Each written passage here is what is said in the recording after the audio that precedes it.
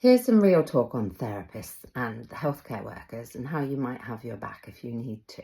My name's Poppy. My details are up here. I'll say a bit more about me because I work in a hybrid fashion. However, the intention here is for you to be safe and have a really good experience in working with us. Top left is a video that talks to what's a psychiatrist, psychologist, psychotherapist, all what are we, the differences. Take what you want, leave what you don't. I, for 30 years in practice and 40 years, have accessed healthcare professionals for my own development, for my own health, and I continue to. In my opinion, I teach and coach and supervise as well.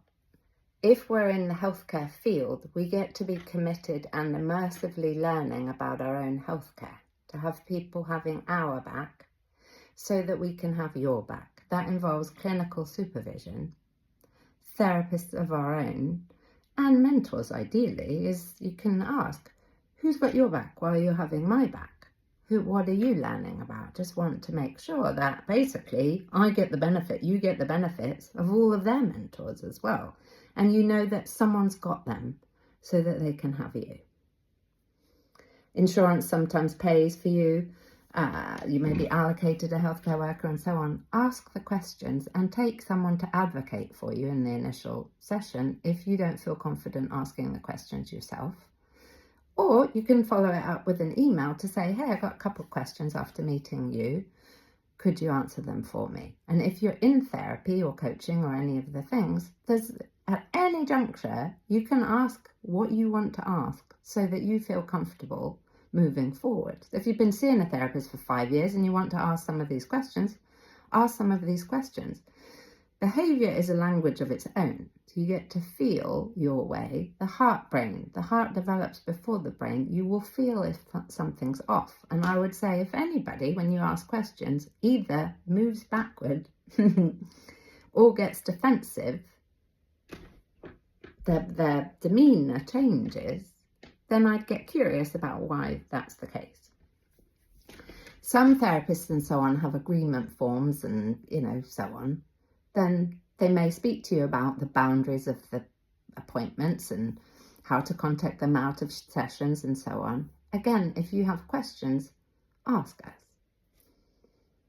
For me, I wouldn't see a healthcare professional who doesn't have clinical supervision, a therapist and mentors.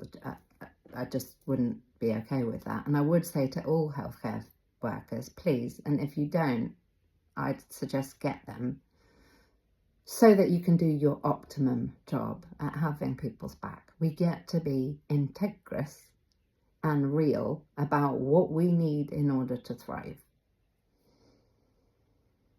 For me, I work in Poppy Way, which is for nearly 3 decades. I've been affiliated. It's different words in different areas of the world. Affiliated or registered, a member of, is there another word? A member of different regulatory bodies, and most people are.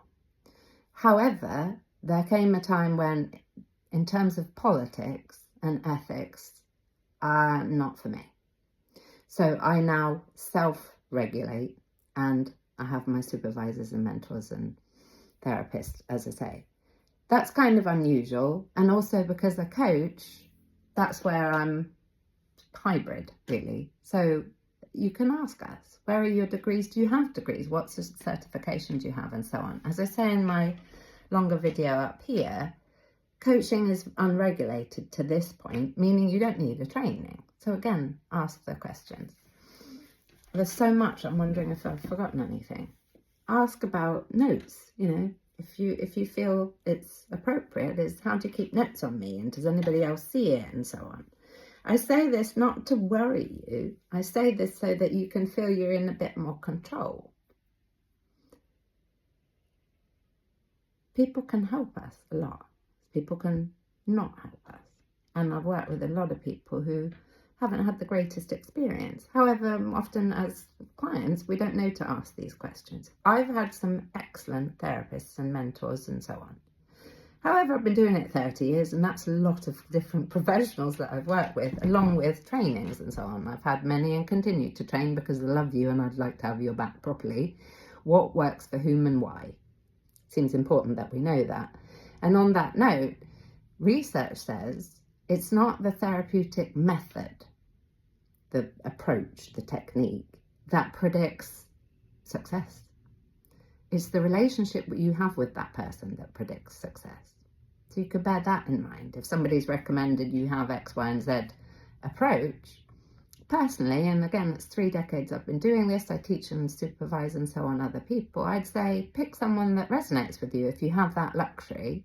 And if you don't, you can always say, you know what, this isn't resonating with me. Is it possible to see someone else? However, you'll know if you're avoiding in doing that, i.e. I'm not very comfortable with this person. If you're avoiding actually having conversations that potentially could help you, stay where you're at, I would say. However, I've also had some very, very, very bad experiences. I didn't ask these kinds of questions though. What are your degrees in? What do you do, to train and continue to train? What is supervision? Do you have it? How do I know when to contact you out of sessions? And so on. I didn't know to ask these questions. That's why I'm sharing it with you. So I hope it's helpful. If I've forgotten anything that's to do with this, I'll pop it in the chat. Otherwise, please share the video, follow, all the things. And if you're a healthcare worker and you would like some kind of support, there's another page, Self-Mastery for Healthcare, that I have on TikTok. Equally, if, like me, you've had some experiences with institutional politics and gaslighting, then there's a lot of supportive videos there for you. I get it. We get to feel we've got somewhere that we can go to be with other people who can support us to thrive. We're tribal.